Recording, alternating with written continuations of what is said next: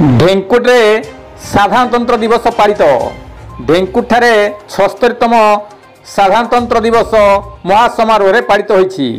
ढेंकुट बणिक संघ पक्षर आयोजित पताका उत्तोलन उत्सव में सभापति राजकिशोर साहू, संपादक ललाट साहू, पूर्वतन सभापति रामचंद्र साहू, शेख इमरान, नवीन साहू, शरद चंद्र साहू, रमेश महांत, जुगल किशोर दास, जुल्फिकर अली भट्टो, शेख जाबेर, समीर कुमार लाहा, महेश्वर साहू, गैतारी नायक, प्रधान शिक्षयित्री मिनती महाराणा सह शरद महांत, मकरध्वज साहू समेत अन्य माने उपस्थित थिया बेले अवसर प्राप्त घटगां सेनानी संघ पक्षर आयोजित पताका उत्तोलन उत्सव में भेटेरान कीर्तन बिहारी महांत, बलभद्र महाकोट, नरेंद्र नायक और अन्य माने उपस्थित थिले। स्कूल छात्र छात्री द्वारा बजार परिक्रमा कराइथिला। सेहीपरि पोस्ट ऑफिस रे पोस्टमास्टर रमाकांत नायक एवं भीष्मसेन नायक नेतृत्व में पताका उत्तोलन उत्सव अनुष्ठित होइथिला।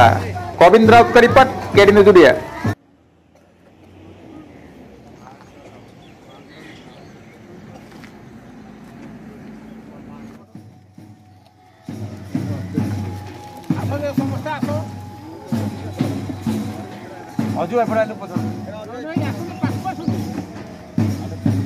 राजकिशोर साहू महोदय तेज आसतु आनुष्ठानिक भाव आज 76तम साधारणतंत्र दिवस बणिक संघ तरफ